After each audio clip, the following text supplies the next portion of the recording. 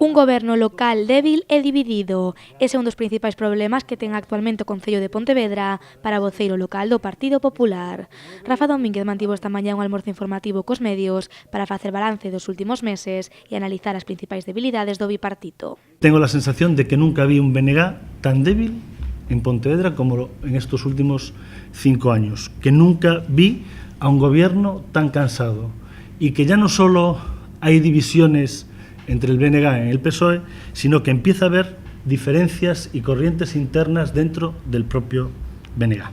Rafa Domínguez está convencido de que actualmente en Pontevedra hai dous gobernos e, segundo el, ese é o motivo polo que non hai aínda uns presupostos aprobados, algo que, segundo o voceiro popular, provocará o retraso nalgunhas obras. La calle Loureiro Crespo, Castañal, son 3 millones de euros que se van a retrasar varios meses, la renovación prometida de la iluminación en el rural pontevedrés, el skate park, pero cualquier obra que se quiera iniciar ahora de nuevo se va a retrasar muchos meses por la ausencia de presupuesto. Y otras situaciones, como por ejemplo lo que aprobamos en el último pleno de contratar una persona más para la lucha contra la violencia de género, pues no se puede hacer mientras no se tengan unos presupuestos, o por lo menos se va a tener que retrasar 3 o 4 meses. O voceiro popular asegurou esta mañá que o BNG está a vivir un momento histórico.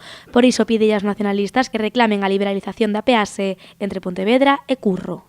Si el BNG de Redondela es capaz de hacer que sea gratuito el tramo Vigo-Redondela, entendemos que el BNG de Pontevedra, que debería tener más fuerza que el BNG de Redondela, puede aprovechar este momento histórico para hacer que el peaje Pontevedra-Curro desaparezca, beneficiando a los pontevedreses de una forma muy importante. Domínguez falou tamén neste almorzo sobre a variante de Alba e asegurou que a pelota está no tellado de Lores.